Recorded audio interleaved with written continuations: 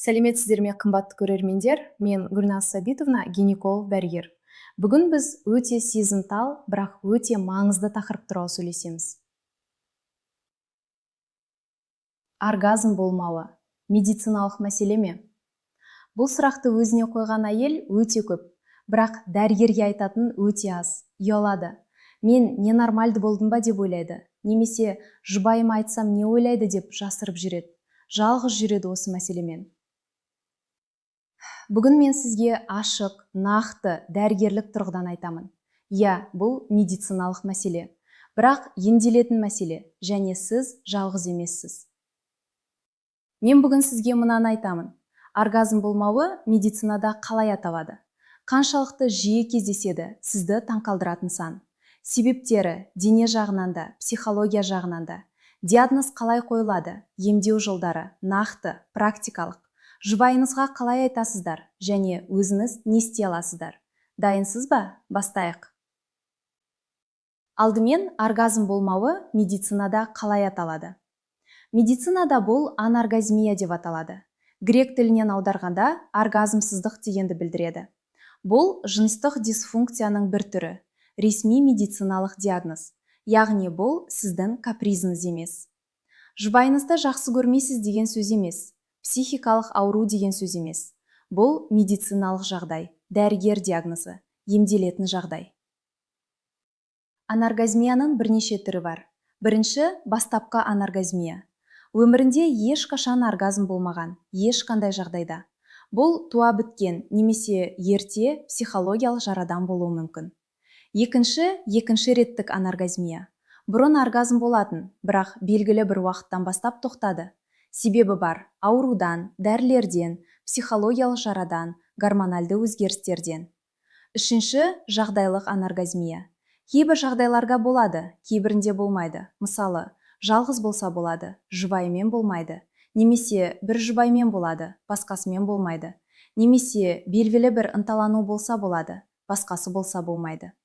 Төртінші, жалпы аноргазмия. Ешқандай жағдайда, ешқандай ынталануда болмайды. Қаншалықты жиі кездеседі? Мынасы өте маңызды. Сізді жалғыз сезіндірмейін деп айтамын. Зерттеулер бойынша әйелдердің 10-15% өмірінде ешқашан оргазм сезбеген. 10-15% бұл өте көп адам. 100-ден 15. Сіздің таныстарыңыздың арасынан бірнешеуі. Ал әйелдердің 40-50% кезінде оргазм мәселесімен кездескен. Жартысы. Яғни сіз мүлдем жалғыз емессіз. Мүлдем. Бірақ неліктен бұл туралы ешкім айтпайды? Себебі ұялады, жасырады. Мен ғана солаймын деп ойлайды. Бүгін мен осы үнсіздікті бұзамын. Енді себептерге кетейін. Оргазм болмауының себептері өте көп. Мен оларды екі үлкен топқа бөлемін. Дене себептерінен бастайық. Бірінші, гормональды бұзылыстар. Тестостерон, жыныстық ынталанудың негізгі гормоны. Барлық адамда, еркекте де, әйелде де. Тестостерон төмен болса, ынталану болмайды. Оргазмға жету мүмкін болмайды. Климакс кезінде тестостерон да, эстроген да азаяды. Сондықтан климакстан кейін оргазм мәселесі жиілейді. Эстроген төмен болса, жыныс жолы құрғайды, жыныстық қатынас ауырады. Ауырсыну болса, оргазм болмайды. Пролактин жоғары болуы да либидоны азайтады. Тиреоид гормоны бұзылыстары да жыныстық өмірге кедергі жасайды. Екінші, дәрі-дәрмектердің жанама әсері. Бұл өте жиі, бірақ өте аз білінетін себеп. Антидепрессанттар, әсіресе СОЗС тобы, сертралин, пароксетин, флуоксетин, эсциталопрам. Бұлар депрессияны емдейді, бірақ жанама әсері оргазмды блоктайды. Кейде мүлдем болмайды, кейде өте қиын болады. Қан қысымына қарсы дәрілер, кейбір антигистаминдер, гормональды контрацепция, кейбір таблеткалар либидо мен оргазмды азайтады. Дәрі ішіп жатқан болсаңыздар және оргазм мәселесі пайда болса, дәрігерге айтыңыздар. Дәрі ауыстырылуы немесе дозасы өзгертілуі мүмкін. Үшінші, жүйке жүйесі мәселелері. Оргазм бұл нерв импульстарымен байланысты процесс. Нервтер зақымданса, оргазм болмайды. Қант диабеті нервтерді зақымдайды. Жұлын жарақаты, диссеминирленген склероз. Бұлар жыныстық нервтерге де әсер етеді. Сонымен қатар кейбір гинекологиялық операциялар, эпизиотомия, кесарев, неома операциясы нервтерді зақымдауы мүмкін. Төртінші, жергілікті анатомиялық мәселелер. Клитор инфекциясы немесе зақымдануы.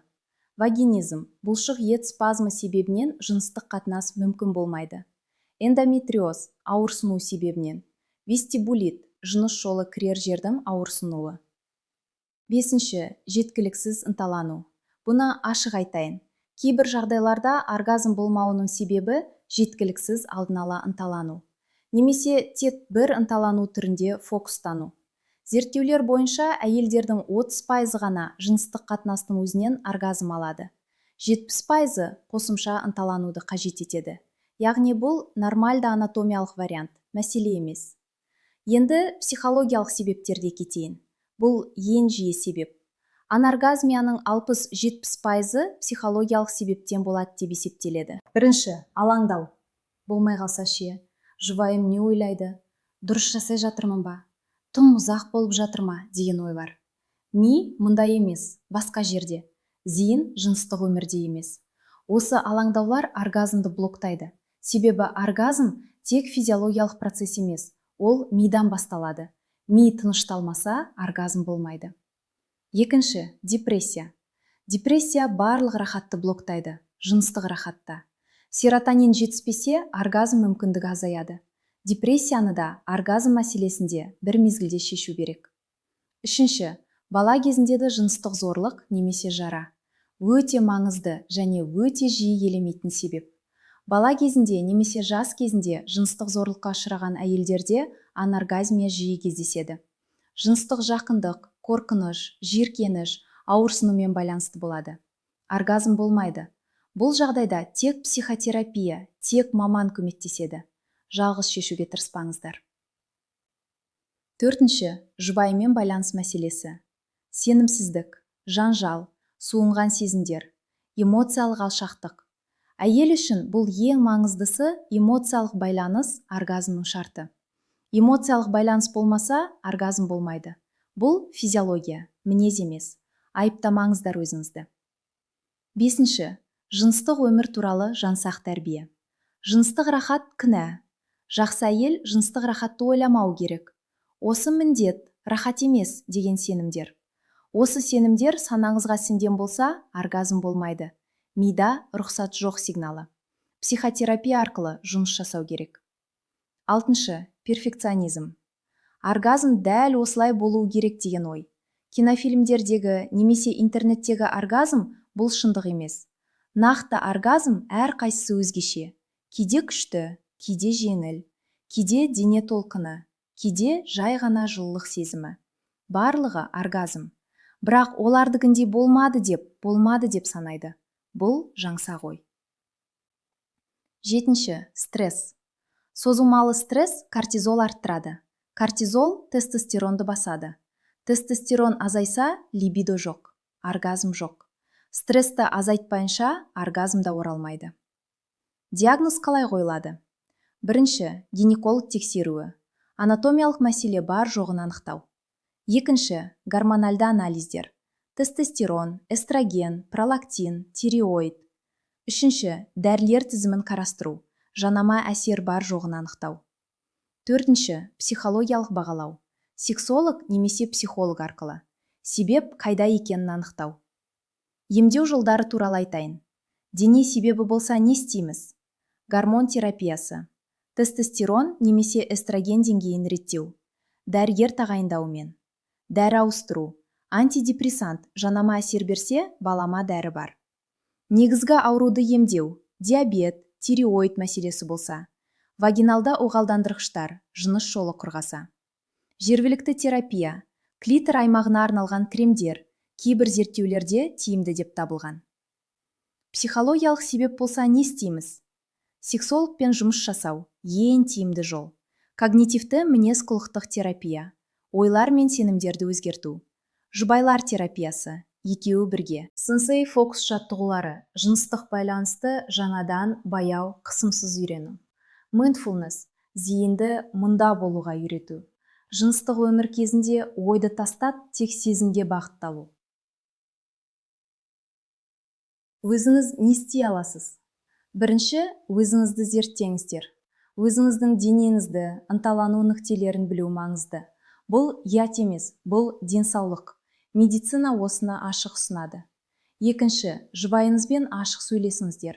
Маған мынасы ыңғайлы, мына жерде, осылай деп айтыңыздар. Жұбайыңыз ойынан таба алмайды. Айтыңыздар. Бұл байланысты нығайтады, жыныстық өмірді жақсартады. Үшінші, алдын ала ынталануға уақыт бөліңіздер. Асықпаңыздар. Тыныш ортада, стрессіз, жеткілікті ынталану болса, оргазм табиғи келеді. Төртінші, зейінді жаттықтырыңыздар. Жыныстық өмір кезінде мұнда болыңыздар. Жұмыс ойы, бала ойы, үй шаруасы ойы келсе, жайлап зейінді қайтарыңыздар. Сезімге назар аударыңыздар. Бесінші, стрессті азайтыңыздар. Кортизол жоғары болса, оргазм болмайды. Стресс азайса, оргазм өздігінен оралуы мүмкін. Алтыншы, ұйқыны реттеңіздер. Ұйқы жетіспесе, тестостерон азаяды. Тестостерон азайса, либидо жоқ. 7-8 сағат ұйқы жыныстық денсаулықтың да негізі. Жұбайыңызға қалай айтасыздар? Бұл өте қиын, бірақ маңызды. Ашық, тыныш, кінәсіз сөйлесу. Маған мәселе бар, дәрігерге бардым, бірге шешейік деп айтыңыздар. Немесе, мен сені жақсы көремін, бірақ маған осы жағдайда өзімді ыңғайсыз сеземін деп. Жұбайыңыз сіздің серіктесіңіз, ол сізді сүйеді, ол сізге көмектеседі, бірге шешесіздер. Маңызды кеңес. Оргазм болмауы сіздің кінәңіз емес, жұбайыңыздың кінәсі де емес. Бұл медициналық жағдай, себебі бар, шешімі бар. Жалғыз жүрмеңіздер. Гинекологқа барыңыздар, психологқа барыңыздар, сексологқа барыңыздар. Мамандар бар. Олар жүздеген мұндай мәселені шешкен. Сіз де шешесіздер. Және бір нәрсені айтайын. Оргазм бұл жыныстық өмірдің жалғыз мақсаты емес. Жақындық, байланыс, сенім, рахат, барлығы маңызды. Оргазмға жетуге тырысу кейде кедергі жасайды. Процестен рахат алу кейде оргазмға өздігінен жол ашады. Осы видео сізге пайдалы болса, лайк басып қойыңыздар, каналға жазылыңыздар. Комментарийде жазыңыздар. Оргазм туралы сұрақтарыңыз болса, жазыңыздар. Барлық комментарийлерді оқимын. Аты жөніңізді жазбаңыздар, жай ғана сұрағыңызды жазыңыздар. Жақындарыңызға осы видеоны жіберіңіздер. Аноргазмия туралы білу өзіңізді де, жұбайыңызды да жақынырақ түсінуге көмектеседі. Келесі видеода вагинизм туралы толықтай айтамын. Не, емделеме, кімге барамыз? Сонда кездескенше, аман болыңыздар, денсаулықтарыңыз мол болсын. Мен Гүлназ Сәбитовна, қайта кездескенше.